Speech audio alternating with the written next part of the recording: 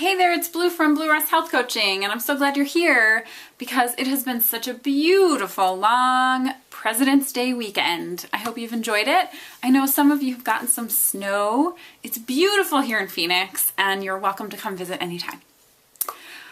The downside to a long weekend is that when the week starts up again, it can be hard to get back on track. It can be hard to get back in gear.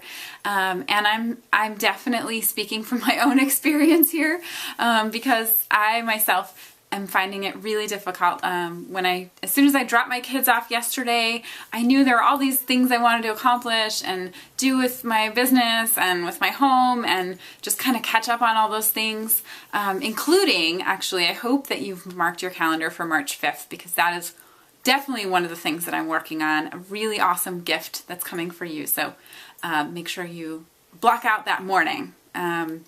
Anyway, so when that kind of thing happens, when I am off track and then there's so much to do, it can easily turn into overwhelm and shut down, right? So you just don't want to do anything because why bother? You can't do it all, so why do any of it, right? So if that's where you are, or if you're ever there, I want to give you a little strategy that I use to get myself out of that, to get myself in momentum, to get myself really on track with what I want to do again, in a way that feels good and easy. So these are 3 steps. First of all, before we start, I encourage you, grab a pen and paper. If you don't have one, that's okay. You can come back and rewatch this part of the video. But I do encourage you to write this down right now and make this an interactive thing so that it actually happens. So the first step is to choose 2 priorities. Now, I like to think of each week, I have particular priorities for that week. If you're thinking about the week, then maybe there's 3, but in any given day, you really want to have only like 2 priorities. So one of those priorities, I highly, highly encourage the number 1 priority to be nourishment. Every single day, we need nourishment. Our families need to be nourished. We need that. That's a basic priority that I feel and is on my list as number 1. So I encourage you to put nourishment as number 1, and then number 2 being whatever is up for you. So whatever it is that seems really the most important thing that needs your focus and attention this week. Once you have your 2 priorities, then down below that, the second thing you want to do is come up with 3 action steps. And they don't have to be steps in order or anything, but just 3 actions that you are going to take today. And those 3 actions need to be in service to the 2 priorities that you already wrote down. So those actions should really not be just sort of other things that come up. These are like 3 actions that you know you want to take today. Okay. And it's okay. It's totally okay if you don't get to all those actions today. But what I encourage you to do is when you're thinking about what it is you're going to do next, or if you get a phone call and someone asks you to do something, go back to your list and look at that and say, is that in service to my priorities? Looking at those action steps, how likely are those to get done if I do this other thing?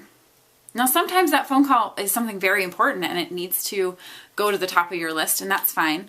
But it's very easy to get swept away in things that actually are not that important. So again, the priorities and the actions.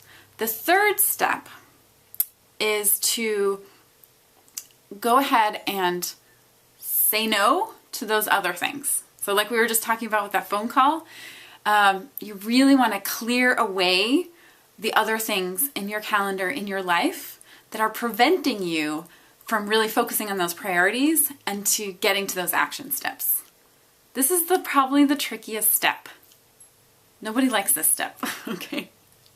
But it does get easier. And after you've done it, you'll find that it's actually not that bad. That the world keeps spinning even though you're not doing a particular volunteer activity this week. Or, certainly if you have a volunteer obligation that you're supposed to do today, then you want to honor it. But looking ahead, what are the things that you can clear away for next week so that next week really becomes in service to your priorities? As a little bonus tip for these 3-step strategy, I encourage you to take those action steps and go ahead and put them give them a time frame on your calendar. This is going to also help you to do them so they're not just on a list somewhere and then they get shoved aside. And not that that's ever happened to me. Not like all the time. Okay, but if it goes in my calendar, that doesn't happen. So even if you have to delay it or if it doesn't happen right at the exact time, because we all know as moms, it's really hard to schedule anything at a particular time, especially if you have little kids. You know, inevitably you schedule something for their nap time and then they're awake. Or they don't nap, or they get up early, or whatever it is. So it's okay to not stick to those exact times, but at least if it's on your calendar, it's going to be more in your mind and in your rhythm. I would love to hear how this goes for you, what you try, what you would add, how you would alter this strategy set so that works for your life. All your feedback, we all benefit from that, so leave a comment below, and I wish you a very wonderful, back on track kind of a day. Blessings.